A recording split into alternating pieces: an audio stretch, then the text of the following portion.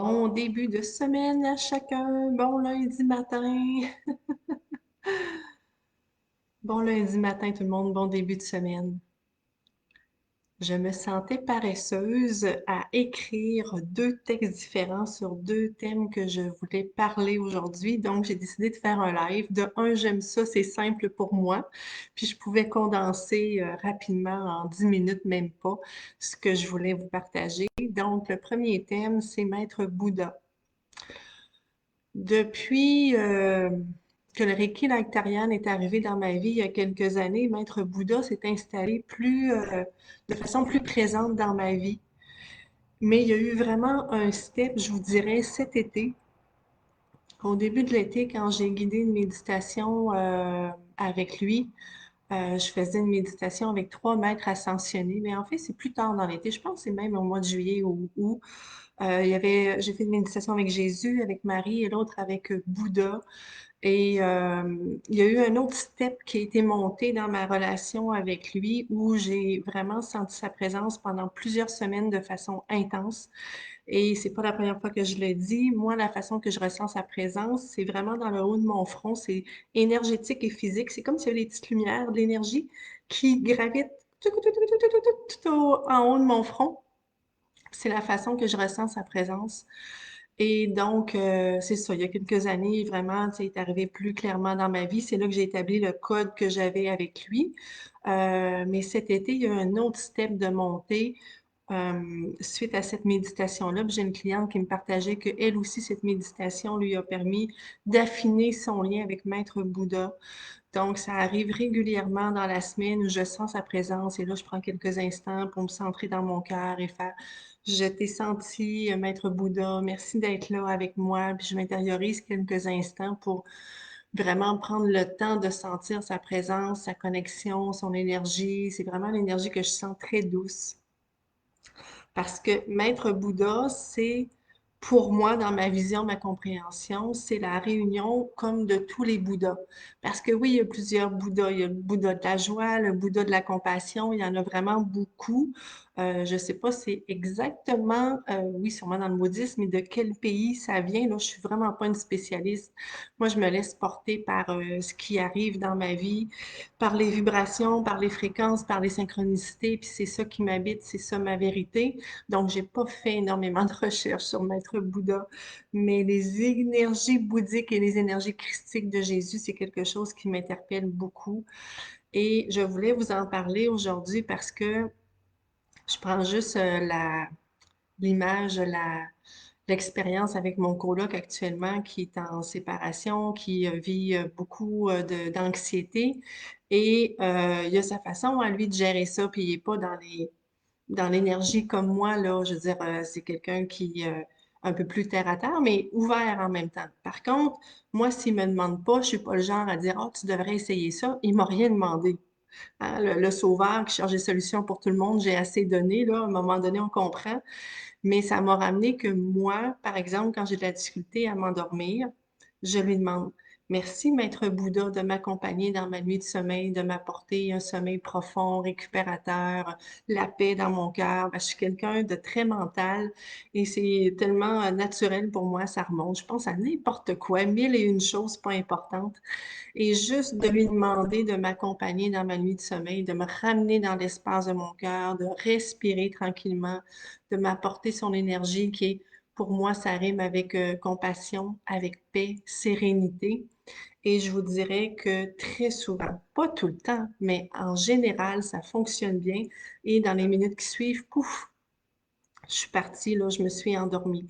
La même chose, si je vis une situation qui agite mon mental, je vais lui demander de m'accompagner. Donc, ne vous gênez pas. Je le dis dans mes rencontres, dans l'atelier d'initiation à la médiumnité qui a eu lieu, là, pas le week-end passé ici, mais l'autre, les maîtres ascensionnés, les archanges, les êtres de lumière sont au service, sont des outils. Ça lui fait plaisir qu'on les utilise, en guillemets. Ça fait drôle à dire, mais vraiment, pour nous apporter ce qu'on a besoin. Et quand on aura pleinement euh, conscience de qui on est, nous aussi des êtres de lumière, on n'aura plus besoin de les invoquer autant.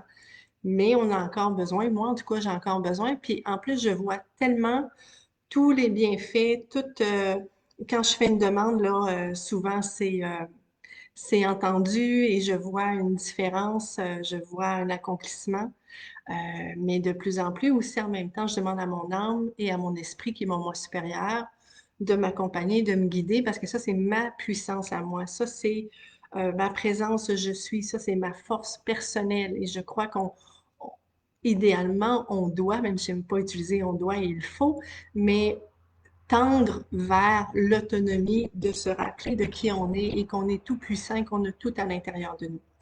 Donc ça, c'était mon premier sujet. Le deuxième, c'est en fait, je ne sais pas exactement le titre que j'ai mis, mais par rapport à nos relations, l'amour de soi au final. C'est-à-dire que je suis dans un challenge actuellement avec quelqu'un près de moi, d'avoir à nommer mes besoins, mes limites et comment je me sens dans une certaine situation. Et c'est un grand défi pour moi parce que dans les familles d'âmes, je suis une visionnaire du chakra de la gorge. Donc autant c'est ma force, mais en même temps c'est mon défi. Vous voyez, c'est autant un que l'autre. Parce que, enfant, adolescente, jeune adulte, il y a eu beaucoup de souffrances associées à quand je disais ma vérité, quand je nommais mes besoins, quand je disais comment je me sentais. Donc, à un moment donné, comme humain, on fait OK, c'est fini, je dis plus rien, je suis tout le temps mal compris, on n'accueille pas ce que je dis, on me rejette, parce que la blessure du visionnaire, c'est le rejet.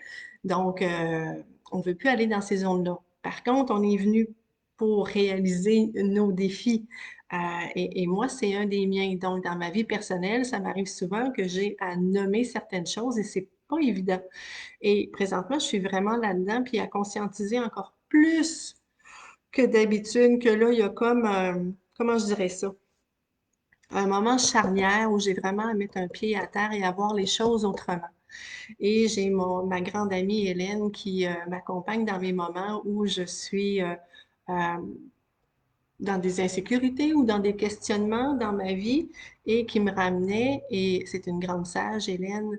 Tu sais, Lucie, c'est de se ramener à soi dans notre sentier, de s'honorer. C'est toujours de partir de soi. Donc, on fait pas les choses, on dit pas les choses contre les autres, on fait les choses et on dit les choses pour soi. Et je trouve que ça change totalement la donne parce que ce matin, quand j'étais en train de me dire, justement, il faudrait que je partage, que je communique à telle personne ce que son comportement me fait vivre, comment je me sens. Et je lui ai nommé il n'y a pas longtemps sur certaines choses. Et là, ce qui me venait, c'est il va me trouver talente. Puis là, dans ma tête, il y a eu comme un déclic, puis ça a fait non, parce que tu le fais pas contre lui, contre ce qu'il est. C'est pas de lui dire tu n'es pas correct. C'est vraiment de voir les choses complètement autrement. C'est juste, je l'ai fait pour moi, par amour pour moi, parce que cette situation-là me fait vivre énormément d'émotions. Elle m'amène dans quelque chose qui ne me convient pas, qui ne me respecte pas dans mes besoins, dans mes limites. Et parce que je m'aime assez, je vais le nommer. Et si jamais euh, il n'y a pas d'entente possible, eh bien, à ce moment-là, je ferai un choix pour moi et non pas contre l'autre, mais par amour pour moi. Et je ne le sais pas, vous, je vous invite à me partager ce que ça fait monter en vous, hein. Tout ça, ça revient à l'école Écoute ton corps, dont j'ai fait un atelier. Je lis les livres depuis que je suis adolescente et mon amie Hélène a fait une grosse partie du parcours, tous les ateliers avec Écoute ton corps.